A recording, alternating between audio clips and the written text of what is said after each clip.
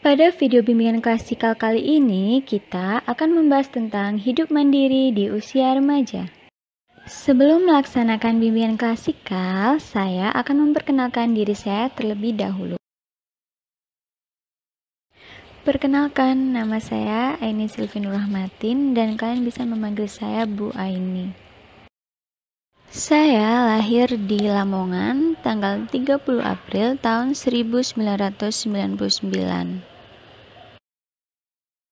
Saat ini saya sedang menempuh pendidikan di Universitas Negeri Surabaya, jurusan bimbingan dan konseling. Saya berasal dari Kecamatan Tikung, Kabupaten Lamongan. Nah, setelah perkenalan, langsung saja kita ke pembahasan video bimbingan klasikal kali ini. Bimbingan klasikal merupakan upaya pemberian informasi untuk menambah wawasan, bertujuan untuk membantu siswa mencapai perkembangan yang optimal. Masa remaja, ada yang tahu nggak sih masa remaja itu apa? Masa remaja merupakan masa transisi antara anak-anak dan dewasa menurut De Bruin.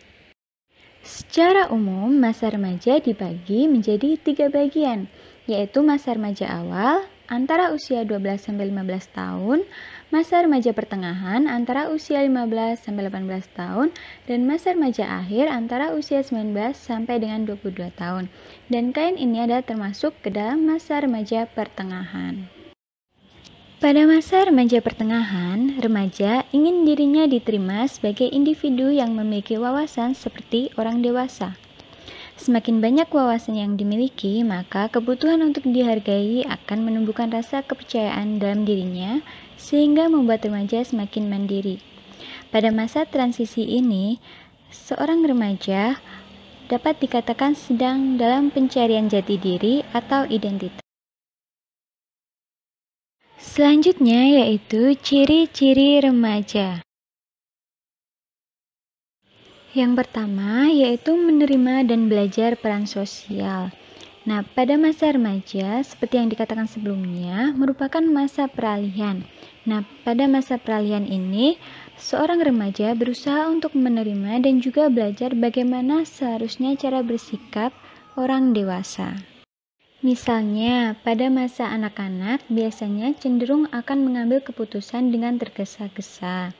Nah, pada masa remaja akan lebih hati-hati saat mengambil keputusan. Yang kedua yaitu mencapai kemandirian emosional. Dalam kemandirian emosional, karakteristik remaja yang nampak yaitu mampu memahami perasaannya dan perasaan orang lain yang ada di sekitarnya. Yang ketiga yaitu memilih dan mempersiapkan karir. Dalam memilih dan mempersiapkan karir, karakter remaja yang nampak yaitu sudah dapat menentukan karirnya setelah lulus, akan memilih untuk bekerja atau melanjutkan studinya, tentu saja sesuai dengan potensi yang dimilikinya. Yang keempat, mencapai tingkah laku yang bertanggung jawab. Dalam mencapai tingkah laku yang bertanggung jawab, remaja mulai berpikir untuk mempertanggungjawabkan setiap perbuatan yang ia lakukan. Yang terakhir, memperoleh perangkat nilai dan sistem etika.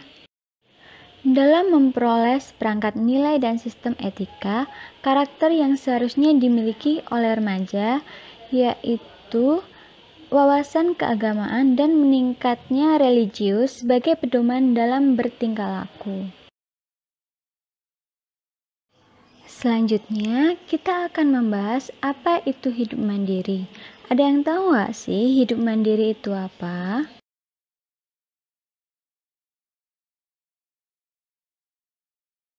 Hidup mandiri menurut Erikson adalah individu mampu melakukan segala sesuatu sendiri. Dalam Sternberg tahun 2002 halaman 289. Hidup mandiri yaitu ketika seseorang bisa melakukan segala sesuatu sendiri dengan kemampuannya, tidak selalu bergantung dengan orang lain. Ciri-ciri hidup mandiri. Yang pertama, punya inisiatif. Yang kedua, berusaha mengatasi masalah yang dihadapi. Yang ketiga, berusaha menyelesaikan pekerjaan. Yang keempat, merasakan kepuasan bekerja.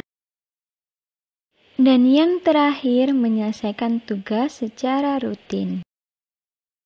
3 aspek kemandirian remaja. Yang pertama, kemandirian emosional. Aspek kemandirian emosional berkaitan dengan perubahan dalam hubungan seorang remaja, terutama dengan orang tua. Kemandirian emosional berkaitan dengan individu yang berupaya melepaskan diri dari ketergantungan orang tua. Jadi, kemandirian emosional bertujuan untuk mengukur ketergantungan individu terhadap dukungan emosional orang lain, terutama orang tua. Yang kedua, kemandirian perilaku. Kemandirian tingkah laku merupakan kapasitas untuk membuat keputusan secara mandiri. Kemandirian tingkah laku yaitu bebas untuk berbuat atau bertindak tanpa bergantung pada orang lain, namun berpikir dan membuat keputusan berdasarkan pertimbangan saran dan pendapat dari orang lain. Jadi, kemandirian perilaku berkaitan dengan kemampuan remaja dalam menentukan pilihan dan juga keputusan. Dan yang ketiga yaitu kemandirian nilai. Aspek kemandirian nilai sebagai sesuatu yang lebih dari sekedar mampu menolak tekanan terhadap tuntutan dari orang lain.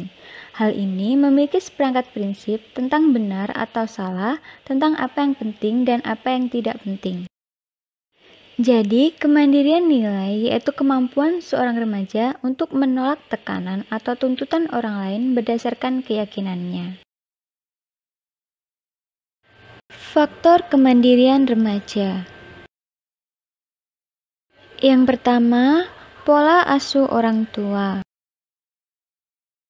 Yang kedua, sekolah. Yang ketiga, komunikasi media massa. Yang keempat, agama. Yang kelima, pekerjaan atau tugas. Dan yang keenam, urutan kelahiran. Upaya pengembangan kemandirian. Pertama, partisipasi dan terlibat secara penuh dalam keluarga. Kedua, membangun komunikasi secara terbuka dalam keluarga. Ketiga, menciptakan kebebasan mengeksplorasi lingkungan. Yang keempat, menerima diri secara positif tanpa syarat ataupun pamrih. Yang kelima, menciptakan komunikasi empati dengan orang lain. Dan yang terakhir, menciptakan kehangatan interaksi hubungan dengan orang lain. Terima kasih sudah menonton video ini.